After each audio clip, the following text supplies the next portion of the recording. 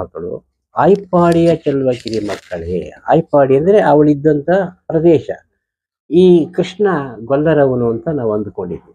ಗೊಲ್ಲರ ಆ ಗೊಲ್ಲರ ಪ್ರದೇಶವನ್ನೆಲ್ಲ ಈ ಗೊಲ್ಲರ ಹಟ್ಟಿ ಅಂತ ಸಾಮಾನ್ಯವಾಗಿ ಕರೀತಾವೆ. ಈ ಆಯ್ಪಾಡಿ ಅಂದ್ರೆ ಅಂಥದ್ದೊಂದು ಗೊಲ್ಲರ ಹಟ್ಟಿ ಅಂತ. ಆಯಿ ಅಂದ್ರೆ ಹಸುಗಳು, ಗೋವುಗಳು. ಆ ಗೋವುಗಳು ಇರುವಂತ ಪಾಡಿ ಹಟ್ಟಿ, ಅದು ಊರು ಗೊಲ್ಲರ ಹಟ್ಟಿ ಅಂತ. ಅವರಿರುವಂತ ಊರಿನ ಹೆಸರು ಆಯ್ಪಾಡಿಯ ಚೆಲ್ವಕಿರಿ. ಇವಳು ಈ ಅಣ್ಣಾಳು ಏನ್ ಮಾಡ್ತಾಳೆ ಅಂದ್ರೆ ಇದರಲ್ಲಿ ತನ್ನನ್ನೇ ಗೋಪಿಕೆಯನ್ನಾಗಿ ಕಲ್ಪಿಸ್ಕೊಳ್ತಾ ಹೋಗ್ತಾಳೆ.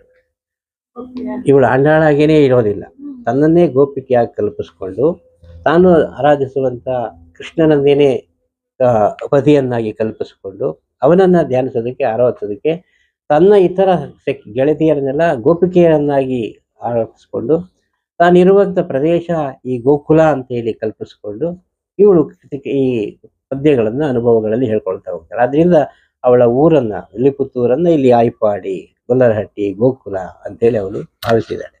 ಅಲ್ಲಿರುವಂತವರೆಲ್ಲ ಗೋಕುಲದ ಗೋಪಿಕೆಯರ ಹೆಣ್ಣು ಮಕ್ಕಳುಗಳು ಅಂತೇಳಿ ಕಲ್ಪಿಸ್ಕೊಳ್ತಾಳೆ. ತನ್ನ ಗೆಳತಿಯರನ್ನೆಲ್ಲ ಹಾಗೆ ಅವಳು ಭಾವಿಸ್ತಾ ಹೋಗ್ತಾಳೆ. ಕಿರಿ ಮಕ್ಕಳೇ ಅಂದ್ರೆ ಚಿಕ್ಕ ಮಕ್ಕಳು ಅಂತ, ಹೆಣ್ಣು ಮಕ್ಕಳು, ಅವಳ ಓರಿಗೆಯ ಮಕ್ಕಳು, ಎಲ್ಲ 8, 10, 12 ವರ್ಷದ ಮಕ್ಕಳು. ಕೂರಲಗಲಿ ಕೇಳೆಳುಪ ನಂದಗೋಪನ ಕುವರ. ಕೃಷ್ಣನನ್ನ ವಿಶೇಷಣಗಳಿಂದ ಹೇಳ್ತಾ ಹೋಗ್ತಾಳೆ. ಆ ಕೃಷ್ಣ ಎಂತವನು ಅಂದ್ರೆ ನಂದಗೋಪನ ಕುವರ. ಕೃಷ್ಣನ ತಂದೆ ನಂದಗೋಪ ಮತ್ತು ಯಶೋದೆಯರ ನಡುವೆ ಬೆಳೆದಂಥವನವನು ಗೋಕುಲದಲ್ಲಿ. ಅವನೆಂಥವನು ಆ ನಂದಗೋಪಾಲ ಅಂದ್ರೆ ಕೂರಲಗಲಿ ಕೇಡಳಿಸುವಂಥವನು. ಕೇಡು ಅಂದ್ರೆ ದ್ವೇಷ. ಯಾರಾದ್ರೂ ನಮ್ಮ ಮೇಲೆ ದ್ವೇಷವನ್ನ ಹಗೆಯನ್ನ ಸಾಧಿಸ್ತಾ ಇದ್ದಾರೆ ಅಂದ್ರೆ ಅವರನ್ನ ಹಗೆಯನ್ನ ದ್ವೇಷವನ್ನ ಸಾಧಿಸೋದಕ್ಕೆ ಇವನು ಕೂರಲಗನ್ನು ಬಳಸ್ತಾ ಇದ್ದ. ಕೂರಲು ಹರಿತವಾದ ಕತ್ತಿ ಅಂತ. ಅಂದ್ರೆ ಕತ್ತಿಯನ್ನ ಬಳಸೋದ್ರ ಮೂಲಕ ಅಂದ್ರೆ ಯುದ್ಧ ಮಾಡೋದ್ರ ಮೂಲಕ ಅವರನ್ನ ದ್ವೇಷವನ್ನು ಸಾಧಿಸುವಂಥವರನ್ನ, ಹಗೆಯನ್ನು ಸಾಧಿಸುವಂಥವ್ರನ್ನ ಮತ್ತು ಹಗೆಗಳನ್ನ, ಶತ್ರುಗಳನ್ನ ಅವನು ನಾಶ ಮಾಡ್ತಾ ಇರುವಂತ ಒಬ್ಬ ವೀರ ನಂದಗೋಪಾಲ.